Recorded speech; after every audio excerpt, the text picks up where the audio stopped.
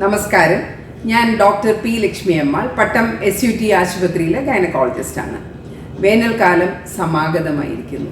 മുൻകാലങ്ങളേക്കാൾ ചൂട് കൂടുതലായിരിക്കും എന്ന് പ്രവചിച്ചിരിക്കെ ഗർഭിണികൾ എന്തൊക്കെ കാര്യങ്ങളാണ് ഈ ചൂടുകാലത്ത് ശ്രദ്ധിക്കേണ്ടത് എന്ന് നമുക്ക് നോക്കാം.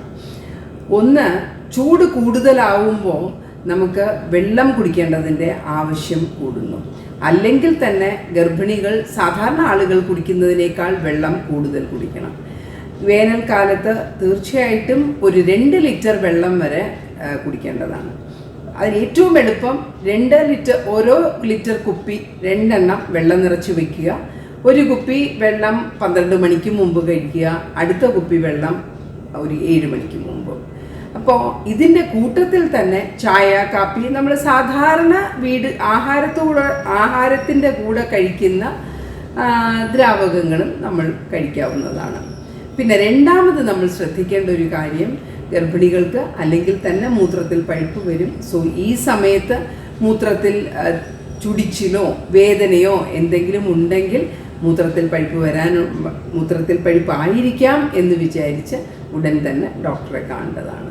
മൂന്നാമത് ശ്രദ്ധിക്കേണ്ടത്, നമ്മൾ കഴിക്കുന്ന ആഹാരത്തിൽ പച്ചക്കറിയുടെ അളവ് കൂട്ടുക, ജലാംശം കൂടുതലുള്ള പച്ചക്കറികൾ കഴിക്കുക.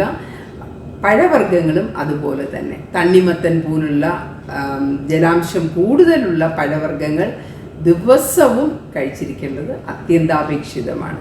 ഏറ്റവും പ്രധാനമായി എനിക്ക് ഗർഭിണികളോട് പറയാനുള്ളത്, സൂര്യൻ്റെ ചൂട് കൂടുന്ന സമയത്ത് തീർച്ചയായിട്ടും അധിക സമയം പുറത്ത് നിൽക്കരുത്.